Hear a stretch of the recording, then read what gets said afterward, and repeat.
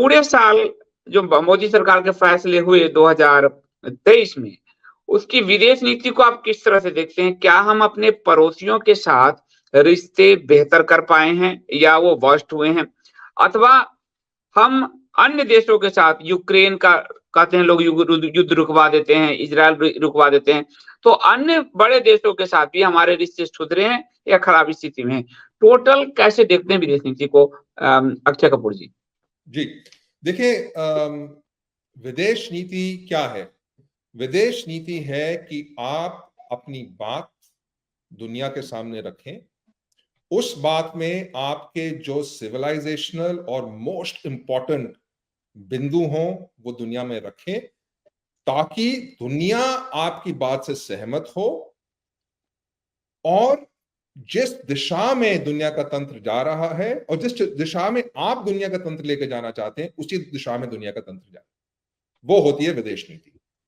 तो हम ये देखते हैं कि हमने अपनी कौन सी बातें दुनिया के सामने रखी, फिर हम देखेंगे कि उन बातों से हमारे जो सिविलाइजेशनल इंटरेस्ट हैं, उनमें कितना मेलजोल है।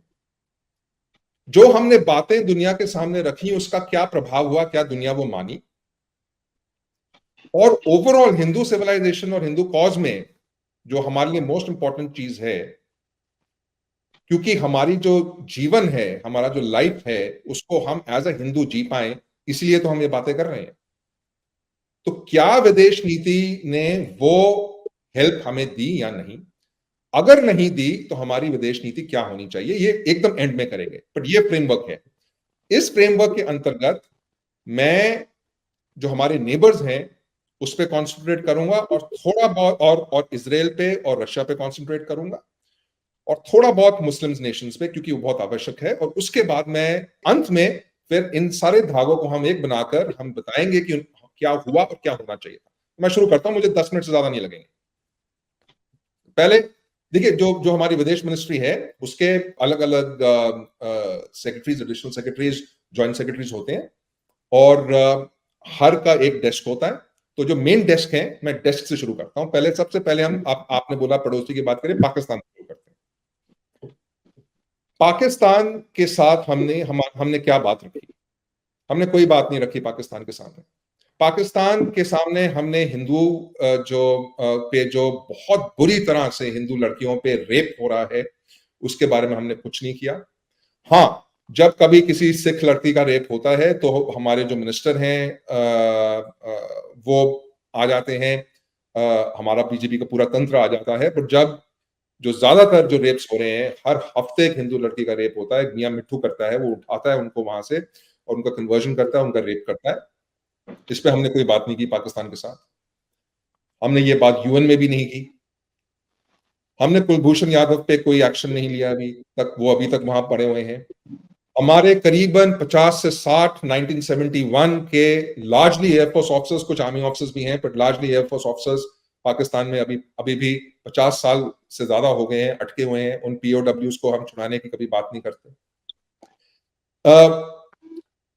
26/11 जब हुआ था, अभी हमने 26/11 पे बहुत शोर हुआ, बहुत लोगों ने बहुत बहुत बातें की।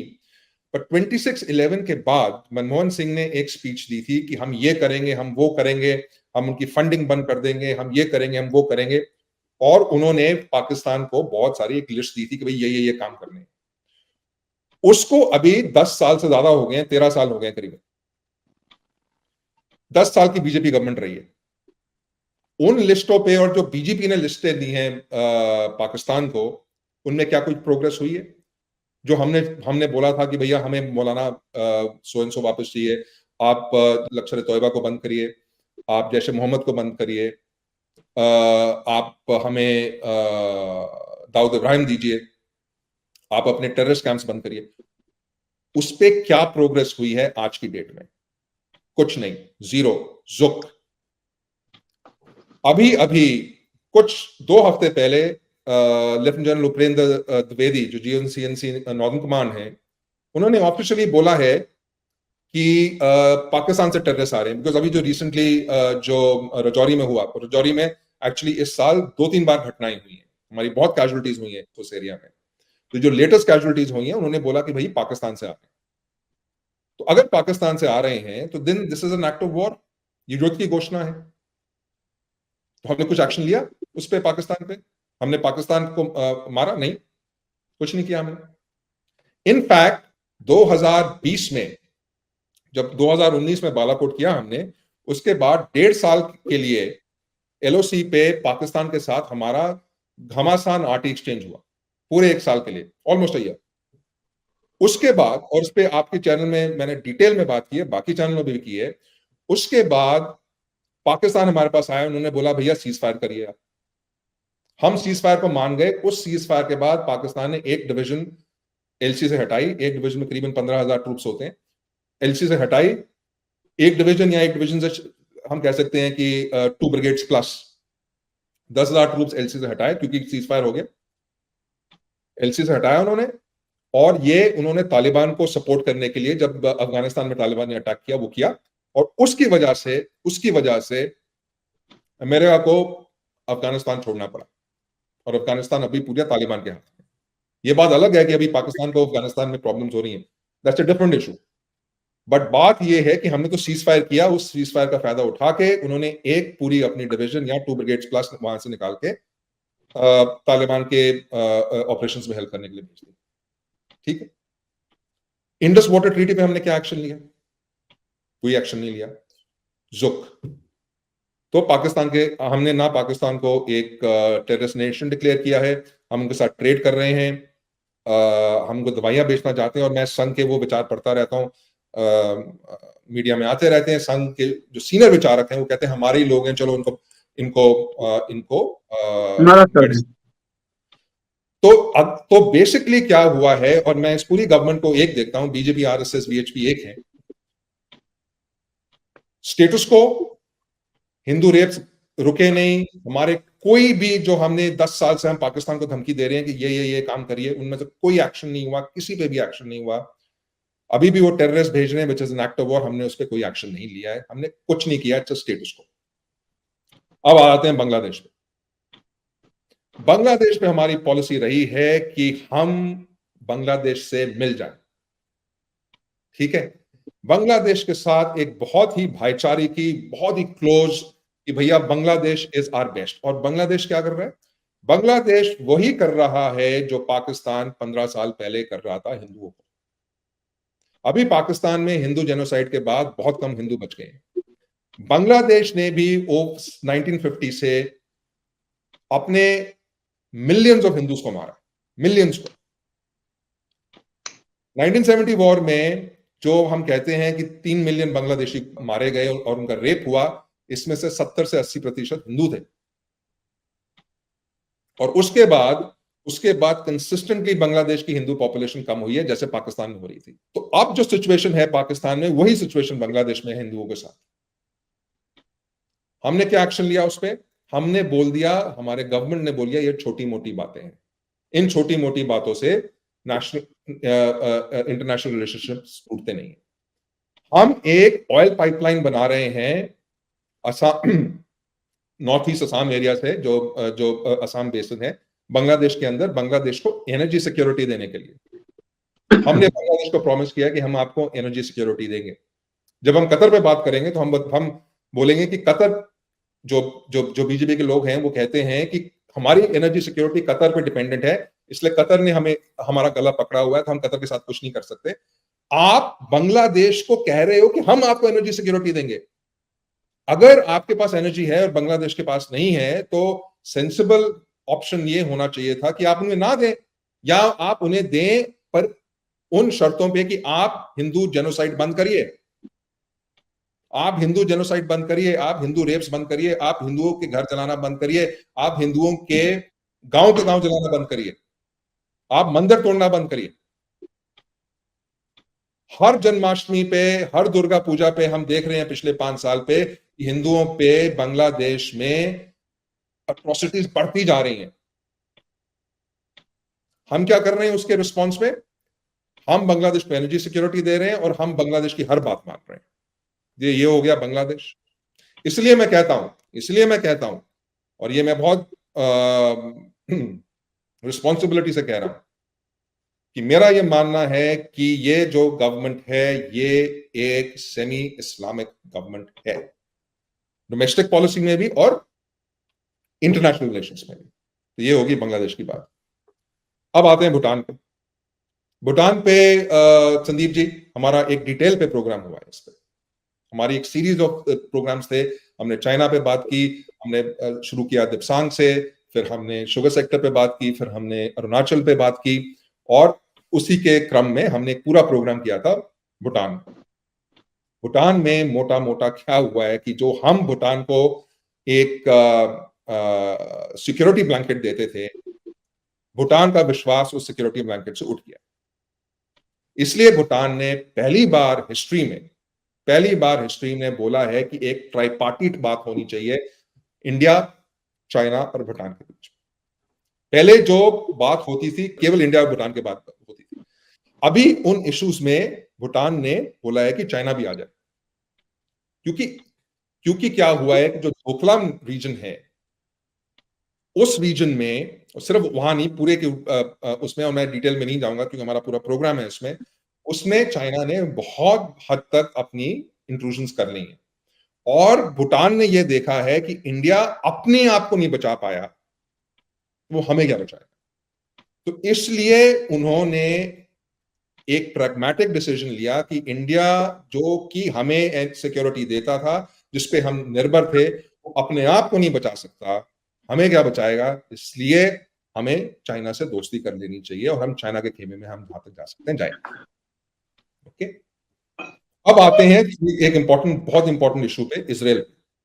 आप देखिए कि हमारा वोटिंग पैटर्न क्या रहा है यूनाइटेड नेशंस में इसी साल। मैं पिछले साल की बात नहीं करता, सिर्फ इसी साल। इस साल 3 बहुत इंपॉर्टेंट वोट्स हुए हैं यूनाइटेड नेशंस में। एक वोट हुआ है जो पाकिस्तान ने स्पॉन्सर किया था, स्वीडन में कुरान बर्निंग के अगेंस्ट। स्वीडन में कुरान बर्निंग हो रही थी, उसके अगेंस्ट पाकिस्तान गया यूएन में और उन्होंने बोला कि इस्लाम पे अटैक है। इंडिया ने first time in the history of independent India Pakistan को यूएन में सपोर्ट किया। क्यों? क्योंकि बात इस्लाम की थी और ये गवर्नमेंट सेमी इस्लामिक है। इस गवर्नमेंट ने अपने मेन रिलीजन को सपोर्ट किया, जिस रिलीजन को वो मानते हैं, जो कि है वो इस्लाम। मैं ये बहुत रिस्पॉन्सिबिलिटी से कह रहा हूं। ये वोट उन्होंने इसलिए नहीं किया कि उनको वोट मिले इंडिया में, ये वोट उन्होंने इसलिए किया कि इस्लाम के लिए उनका दिल धड़कता है। और इस पे हम डिटेल में बात कर सकते हैं। बट इनकी ये फंडामेंटल आइडियोलॉजी है कि सनातन धर्म को हटा के, हिंदुइज्म को हटा के इंडिया को लार्जली इस्लामिक बनाया जाए। This is there fundamental ideology. तो उन्होंने पाकिस्तान के साथ वोट किया। फिर इजराइल पे 2 बार उन्होंने इजराइल का अपोज किया, 2 वोट किए उन्होंने इजराइल के अगेंस्ट। एक वोट था कि जो इजराइल अपनी किबुट्स जो बनाता है, जो सेटलमेंट्स बनाता है, किबुट्स को वो सेटलमेंट्स बनाना बंद कर देना चाहिए उनको कम कर देना चाहिए। और दूसरा ये वोट था कि भैया हम 2 स्टेट सोल्यूशन को support. Ministry of external affairs ने ऑफिशियली बोला है कि इंडिया की पॉलिसी पैलेस्टीन पे वही है जो पिछले 30-40 साल में रही है।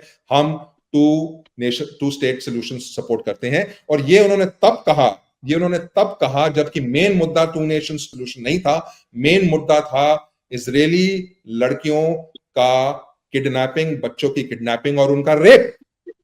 It was a question of sex slavery of Israeli women, जैसे हिंदू वुमेन के साथ पाकिस्तान में हो रहा है और बांग्लादेश में हो रहा है और काफी हद तक अभी इंडिया में भी शुरू हो गया।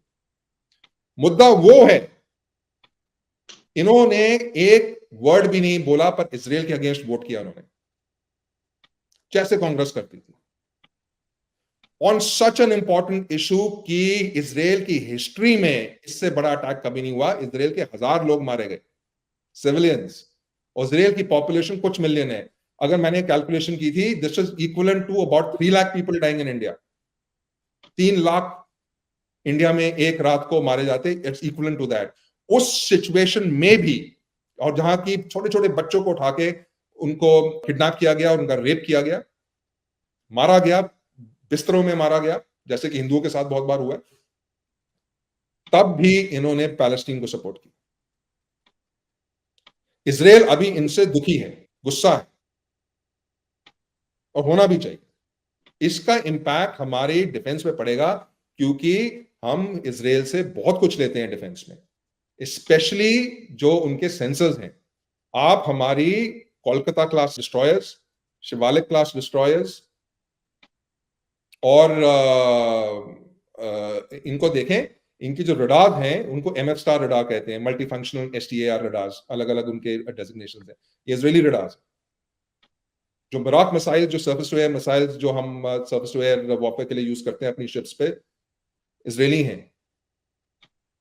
बहुत सारे सेंसर्स, क्योंकि उनके सेंसर्स बड़े अच्छे होते हैं, तो बहुत सारे सेंसर्स उनके इजरायली हैं, तो उस पर शायद इंपैक्ट पड़े। जब बालाकोट हुआ था तो हमने जो, जिनको कोलोकियली स्पाइस बॉम्ब कहा जाता है, वो हमने इजराइल से लिए। बट मेन इशू वो नहीं है। मेन इशू ये है कि जब इस्लाम लड़कियों का रेप कर रहा है, उनको अटैक कर रहा है, आपने उनको सपोर्ट नहीं किया। आपने ऑफिशियली ऑन ग्राउंड जो मैटर करता है इजराइल के अगेंस्ट वोट किया, आपने अब्सटेन भी नहीं किया, वोट किया। You did not abstain, vote किया। ये होगी इजराइल की बात। अभी मैं जल्दी से रशिया यूक्रेन की बात करता हूं, और फिर देखिए, जहां तक रशिया यूक्रेन का सवाल है, हमने रशिया को पिछले साल हमारे पे बहुत प्रेशर आया था कि हम रशिया के अगेंस्ट ओपनली कुछ बोले, हमने नहीं बोला। अच्छी बात, नहीं बोलना चाहिए फॉर वेरियस रीजंस। नंबर 1, क्योंकि ये गलती रशिया की नहीं है, ये गलती नेटो की है। क्योंकि बेसिकली वो क्या कर रहे हैं कि वो नेटो को एक्सपैंड कर रहे हैं। ये सिचुएशन एग्जैक्टली वही है कि जब रशिया ने, आपको याद होगा कैनेडी के समय जब क्यूबा में मिसाइल्स डाली थी, तो कितना बड़ा क्राइसिस हुआ था, वर्ल्ड वॉर 3 होने वाली थी। This is the same situation. Ukraine NATO में आना चाहता है, यूक्रेन नेटो में आना चाहता है, इसका मतलब कि नेटो की बाउंड्री रशिया तक आ जाएगी। This is equivalent to saying कि वार्सो पैक्ट के दिनों में जो रशिया का जो अलायंस थी, जो सोवियत ब्लॉक की अलायंस थी, उसको वार्सो पैक्ट कहते हैं। इसका यही मतलब है कि मेक्सिको वार्सो पैक्ट ज्वाइन कर ले। अगर मेक्सिको वार्सो पैक्ट ज्वाइन करता तो US would have attacked Mexico, और इसके और भी बहुत सारे कारण हैं। तो हमारे पे बहुत प्रेशर था कि आप रशिया को कुछ करें, बट हमने रशिया को कुछ बोला नहीं, डायरेक्टली कुछ नहीं बोला। बट वासुदेव कुटुंबकम के अंतर्गत मोदी ने पुतिन को 2 बार ह्यूमिलेट किया पब्लिक में। उनको बोला in air shot of everybody, ताकि सब लोग सुने कि आप ऐसे काम नहीं कर सकते, दुनिया आजकल ऐसे नहीं चलती। ये said this, very humiliating statement, बहुत ही ह्यूमिलेटिंग स्टेटमेंट है एक सीनियर उसके लिए। जैसे कि इंदिरा गांधी को निक्सन ने बोला, सिमिलरली सेड दिस। इसकी कोई आवश्यकता ही नहीं थी। जब आप ऑफिशियली रशिया के अगेंस्ट वोट नहीं कर रहे हैं यूएन में, आपको चुप रहना चाहिए, चुप, बोलने की कोई आवश्यकता ही नहीं थी, एकदम चुप। आप पे इतना प्रेशर आया, अश्विन जी एक सेकंड, आप पे इतना प्रेशर आया, वो प्रेशर आपने बोला कि हमने उस प्रेशर के नीचे नहीं झुके, तो भाई साहब अपना मुंह खोलने की क्या आवश्यकता थी, चुप रहते ना। शिल्पी जी।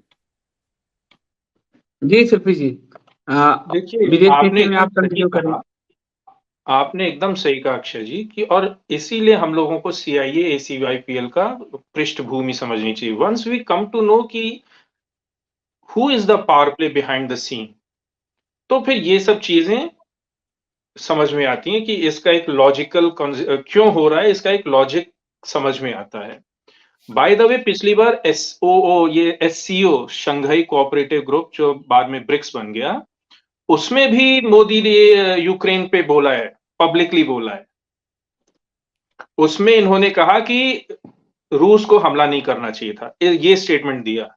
ये बहुत ही स्ट्रॉन्ग स्टेटमेंट है, बहुत ही एंटी रशियन स्टेटमेंट है। अगर आपने ये बोला, और जबकि जी जिनपिंग से भी यही प्रश्न किया गया तो वो चुपाई मार गया। उसने कहा कि लोगों को युद्ध नहीं करना चाहिए, लोगों को युद्ध नहीं करना चाहिए, लोगों को ऐसे नहीं, ऐसे उसने सबको शांति बनाए रखनी चाहिए। लेकिन इन्होंने कह दिया कि रूस को यूक्रेन पे हमला नहीं करना चाहिए। अब इस चीज को आप राहुल गांधी का जो स्टेटमेंट है बेल्जियम में या डेनमार्क में कहीं उसने बोला था 4 महीना पहले, उससे बोलिए कि यूक्रेन रूस के ऊपर आपकी क्या वो है, तो एकदम एक ही स्टेटमेंट है, एक ही प्रकार से है। भारत में भी इन लोगों का जो ग्रुप है, लिबरल्स का, इस्लामिस्ट्स का, सबका, it is very strongly pro Ukraine. और वही चीज राहुल गांधी, वही चीज मोदी जी। तो ये सब एक ही थाली के चट्टे बट्टे बोला जाता है, वो है एक ही बगिया के फूल हैं, एक ही माली की क्यारी हैं। तो इसलिए ये इस प्रकार के स्टेटमेंट दिए गए हैं। देखिए, इसका इम्पैक्ट क्या हुआ? इसका इम्पैक्ट ये हुआ है कि रूस हमसे रुष्ट है, और होना भी चाहिए, क्योंकि हम डबल गेम खेल रहे हैं। पब्लिक में ह्यूमिलिएट करते हैं, यूएन में चुप बैठते हैं। ये डबल गेम है, कोई भी देख लेगा कि हिपोक्रेसी है। मुझे लगता है ये एक चीज मैं कहूंगा, क्योंकि ब्यूरोक्रेसी डिफाइन करती है इनको, ये पढ़े लिखे नहीं है ज्यादा, ओरिजिनली दिख रहा है, ये कुछ भी कैमरा देखकर बोल देते हैं, बाद में ब्यूरोक्रेसी उसको हैंडल करती रहती है। बट डैमेज तो हुआ ना, तो अभी इसमें डैमेज तो हुआ ही। रशिया जो हमारा हमेशा से साथी था, नंबर 1, जिसकी हमारी बहुत डिफेंस इक्विपमेंट है। देखिए, अगर आप देखें, हमारी जो एयरफोर्स है, हमारे पास अभी almost about 27 operative squadrons and fighter squadrons हैं। उनमें से 13 + 3 16 स्क्वाड्रन्स रशियन, 18 स्क्वाड्रन्स रशियन है। 28 स्क्वाड्रन में से 18 स्क्वाड्रन रशियन है हमारे। अगर आप हमारी हेलीकॉप्टर फ्लीट देखिए, जब मीडियम लिफ्ट हेलीकॉप्टर फ्लीट, मी 17 ऑल रशियन। सही बात है। आप हमारी सबमरीन फ्लीट देखिए, किलो क्लास, सारी रशियन।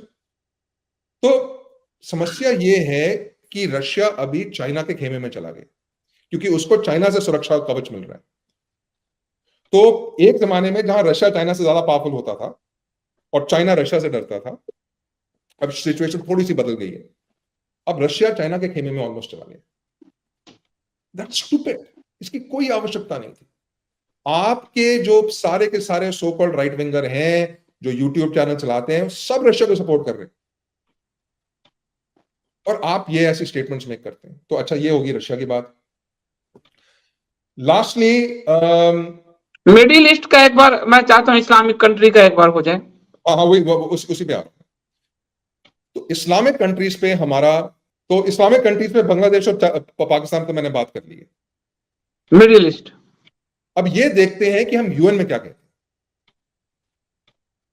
यूएन में हम कॉन्स्टेंटली कहते रहते हैं कि Islam is flourishing in India, Islam is very important, so and so forth, पर हम कभी भी यूएन में हिंदू जेनोसाइड की बात नहीं करते। और करें भी कैसे, क्योंकि हम हिंदुइज्म को एक रिलीजन तो मानते ही नहीं। हम रिलीजियस जेनोसाइड हो रही है, हम तो उसको मानते ही नहीं, तो हम उसकी बात ही नहीं करते। तो इस पर मैं डिटेल में बाद में बात करूंगा। बट जीसीसी के साथ, गल्फ कोऑपरेशन काउंसिल के साथ हम कॉन्स्टेंटली स्पेशली कतर के साथ कॉन्स्टेंटली उनके सामने झुक रहे हैं। ठीक है। Qatar actually, the GCC is called the gulf cooperation council. Gulf cooperation council में है Qatar, Saudi Arabia, United Arab Emirates, Oman, Bahrain, Kuwait, ये 6 कंट्रीज हैं। इन सारी कंट्रीज में कतर एक टेररिस्ट नेशन है, और जो बाकी कंट्रीज हैं उन्होंने ऑलमोस्ट कतर को टेररिस्ट नेशन डिक्लेयर किया है। इनफैक्ट कुछ साल, मैं एग्जैक्ट डेट्स भूल गया, मेरे ख्याल से 2019 या 2018 से 2-3 साल के लिए ऐसा हुआ था। सारी फ्लाइट्स बंद कर दी गई थी, सऊदी अरेबिया, यूएई, उन सबसे कतर, क्योंकि कतर जो मोस्ट रेडिकल इस्लामिक ऑर्गेनाइजेशंस हैं उनको सपोर्ट करता था।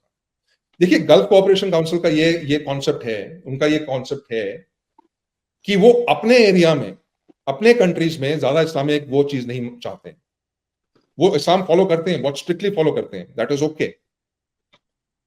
बट वो ये जो वहाबी इस्लामिक ऑर्गेनाइजेशंस हैं, उनको पॉलिटिकल पावर नहीं कंट्रोल करना चाहते हैं, क्योंकि ये सारी मोनार्कीज हैं। तो ये मोनार्की इस्लाम को फॉलो करती हैं, बट ये इस्लाम को पॉलिटिकल पावर नहीं देना चाहते। इनको वहाबीज़म को सपोर्ट करने के लिए सऊदी अरेबिया वो used to give almost about $30-40 billion. UAE इतना नहीं करता है, कुवैत करता है और कतर बहुत करता है।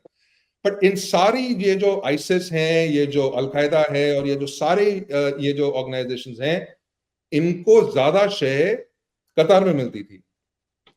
तो इसलिए बाकी जीसीसी ने कतार को ऑस्ट्रेसाइज कर दिया।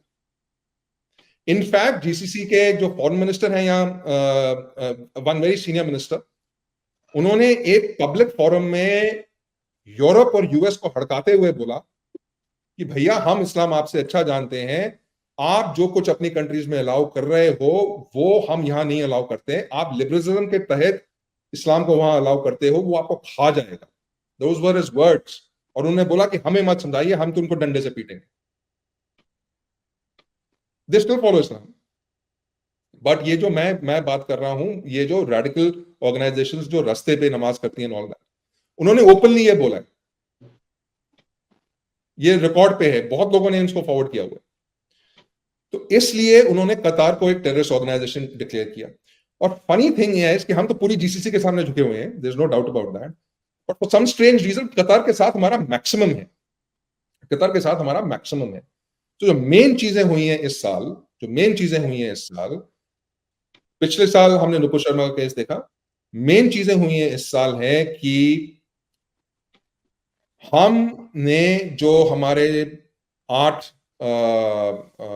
नौसैनिक हैं या 9 हैं, उनसे अपना हाथ धो दिया, नंबर 1।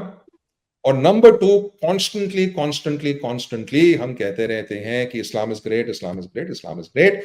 और उसके अंतर्गत बहुत सारी मॉल्स, लुलु मॉल, वो सब भारत में आया है और उनका फुटप्रिंट बढ़ रहा है। Kashmir is totally lost. Kashmir अभी पूरी तरह से इस्लामिक बन चुका है। आपने देखा अभी रिसेंटली कि नेशनल एनआईटी में क्या हुआ, और आपने ये भी देखा कि डीजीपी जम्मू कश्मीर पुलिस का क्या बयान था। उन्होंने बोला कि जो कोई भी इस्लाम के अगेंस्ट या जो कोई भी किसी की रिलीजियस सेंटिमेंट को हर्ट करेगा, हम पे एक्शन लेंगे। सेम टाइम आप कहते हैं कि Hinduism is not a religion, तो हमारी रिलीजियस सेंटिमेंट्स को कोई हर्ट करेगा तो आप एक्शन नहीं लेंगे। उनकी रिलीजन, वो कहते हैं कि वी आर अ रिलीजन, तो उनकी रिलीजियस सेंटिमेंट्स को हर्ट करेंगे तो एक्शन जबरदस्त लिया जाएगा। तो दिस इज शरिया लॉ। और ये आपके चैनल में मैंने बहुत बार, 1-2 बार बोला है, शायद बहुत बार ना बोला हो, कि we have lost Kashmir, this is obvious.